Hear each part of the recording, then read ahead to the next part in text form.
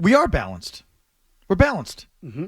It's like today, to be balanced, you're not just sitting there stroking Mike Vrabel or the Patriots or whatever, waving the pom-poms about a great new hire. And balanced would be, what's the other side of the story? Right. What's the reality of it? Well, no, just...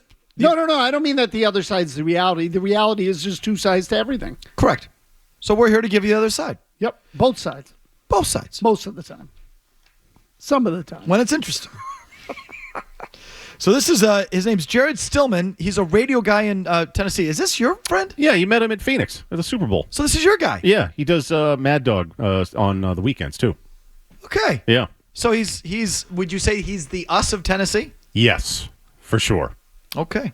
He's been warning me. I like him already. I like him already, Mazz. He's warned me about Vrabel for a while now. Like, good luck with this is basically what he's told me. So Jared Stillman, was this Leroy and Matt McCarthy yesterday afternoon. McCarthy and Leroy, I'm sorry. I stand with Stillman. Yesterday afternoon, Jared Stillman, a local radio guy there in Tennessee, and also can be heard on national satellite radio, does not have a positive view of Vrabel.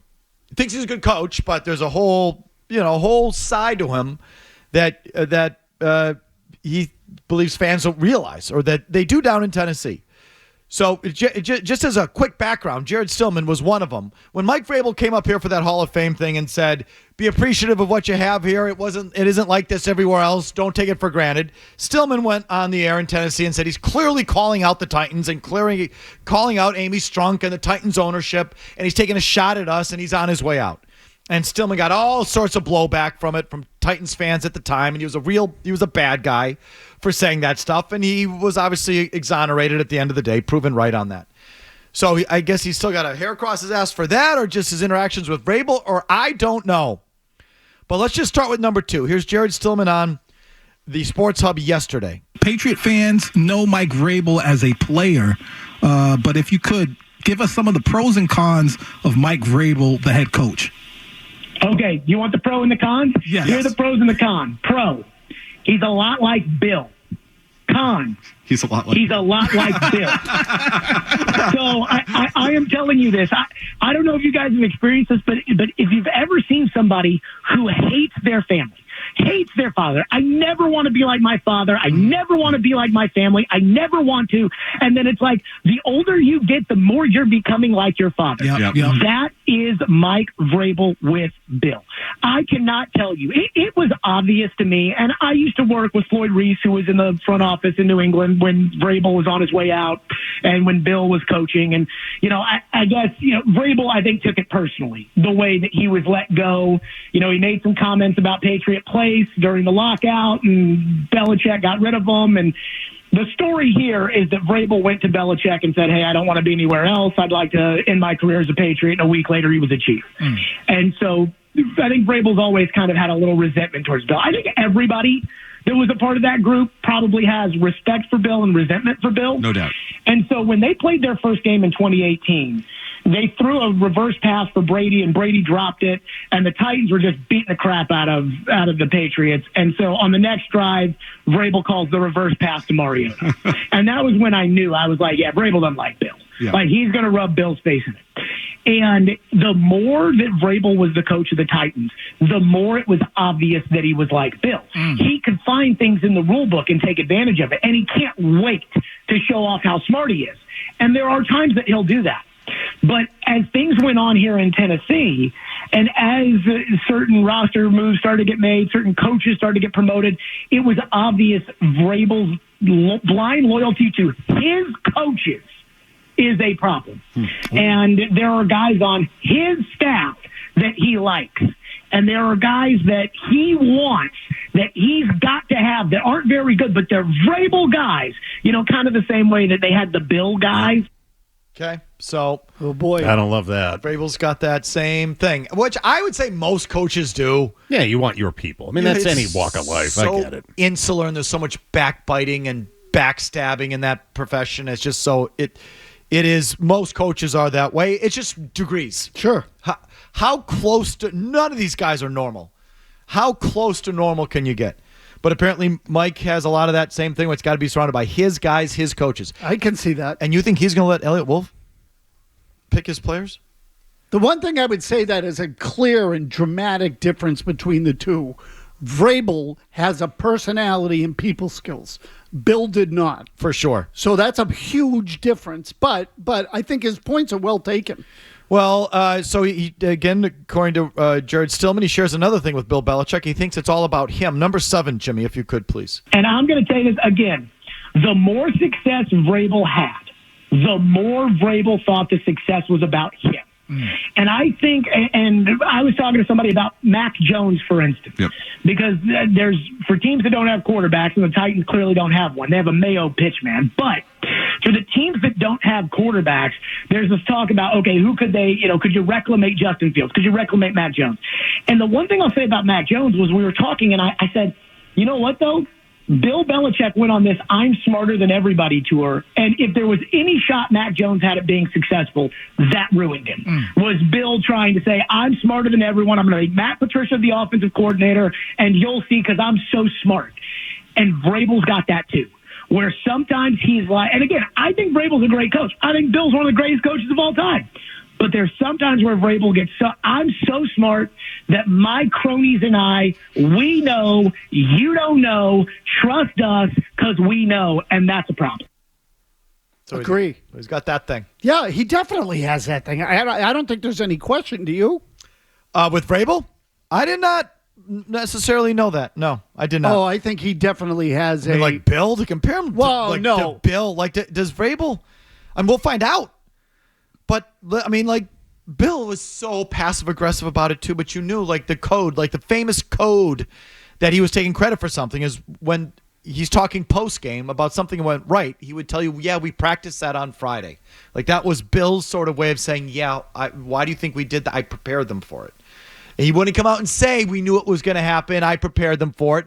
But because he's such a puss, he would have to, passive-aggressively tell you, yeah, we practiced that on Sunday. We worked on that all week. I'm ahead of you. So is that I did not know that Vrabel carried himself that way. So I don't mean necessarily in that regard. I just mean from the general standpoint that Vrabel's a pretty confident guy. And that is apparent the first time you see him. He is very sure of himself. So, Jim, listen, this was my favorite cut of all. Because, like most people, I've given Vrabel credit for having good offensive coaches in Tennessee. Yeah, so have I. He had LaFleur, and then he got Arthur Smith. I'm like, okay. So he knows what he doesn't know. He turns it over. He can identify good offensive coaching talent, turns it over to good offensive coaching talent, and away we go. Matt LaFleur, Arthur Smith, 2 for 2. Pretty good. Not according to Jared Stillman. Go ahead, Jimmy. This is number 4, please. The discussion around here, for in recent weeks has been, well, yeah, Mike Vrabel isn't, an offensive guy, but he brought in good offensive coaches in Tennessee because he had LaFleur and he had, Arthur Smith. So it's almost like people are saying he knows how to pick an offensive coordinator. Would you agree or disagree with that from your perspective down there? I completely disagree. He hated Matt LaFleur, and Matt LaFleur hated him. And he was going, the reports so just were stop he was right going there. to demote Matt. I like this guy. Completely disagree. Not like Hammond and Hoy. So, from afar, it looks like he really knows how to pick offensive coaches. Agree or disagree? I completely disagree. Completely disagree. We give him credit for Matt LaFleur. Turns out he hated Matt LaFleur and vice versa. Go ahead. Just start at the beginning of the answer. Go ahead. I completely disagree. He hated Matt LaFleur, and Matt LaFleur hated him. And he was going, the reports were he was going to demote Matt LaFleur if Matt LaFleur didn't get the Packer job. Now, I didn't like Matt LaFleur as the offensive coordinator of the Titans either. It took him 12 games to get Derrick Henry off the bench. For the first 12 games of Vrabel's tenure with Matt LaFleur as the offensive coordinator, they thought Deion Lewis was the better running back than Derrick Henry. And I'm not making that up. No, I remember stop. that. Yeah. Stop. Remember him? Yeah, I barely. Little scat back type He was guy. pretty good. Oh, he was here. He came here at the Yeah. end. Yeah, I liked him here. But do people talk about this a lot? See, this is why you listen to us. Vrabel had Travis Henry. Vrabel had Matt LaFleur. Well, it turns out Vrabel hated Matt LaFleur, was going to fire him, but then he took the Packers job. And, neither of those guys played Derrick Henry over Deion Lewis until 12 games into the season. Yeah, that doesn't get said very often, does it? No, it doesn't. But is that true? I'll check it I mean, right he's now. down there. I will take his word for it. He's talking about this. I mean, in Nashville, it's not like it's one of the powerhouse like sports cities in America. So yeah, he's all over this. I take his word for it. Go ahead. I completely disagree. I mean, he hated Matt LaFleur, and Matt LaFleur hated him. And the reports were he was going to demote Matt LaFleur if Matt LaFleur didn't get the Packer job. Now, I didn't like Matt LaFleur as the offensive coordinator of the Titans either. It took him 12 games to get Derrick Henry off the bench. For the first 12 games of Vrabel's tenure with Matt LaFleur as the offensive coordinator, they thought Dion Lewis was the better running back than Derrick Henry. And I'm not making that up. No, I remember that. Yeah.